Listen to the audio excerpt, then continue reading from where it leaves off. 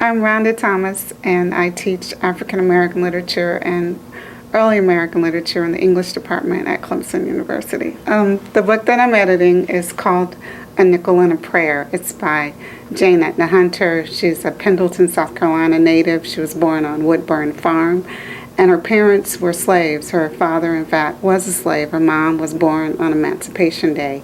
They were wage laborers here in South Carolina, and she had a pretty impoverished life, but she went on to move to Charleston, South Carolina, and then Hampton, Virginia, where she received training as a nurse, and finally to Cleveland, where she established the Phyllis Wheatley Association, which was a community center, employment agency, residential area for single black women who are migrating to Cleveland from the South during the early 20th century. And the book is the story of her life and her work. Then I applied for a creative inquiry grant and was approved to do a year-long study with undergraduate students. So I had a team of 9 students who helped me over 2 semesters.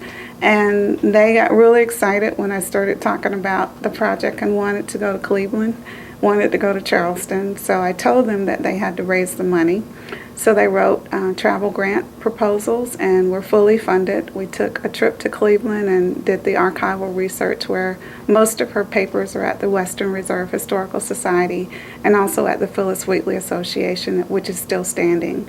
So we went there and started digging up a lot of information. She names hundreds of people probably in her book and places, and we don't know who these people are and where these places were. So the process was really heavily annotating the book so that modern readers can have a fuller understanding of her work and her life.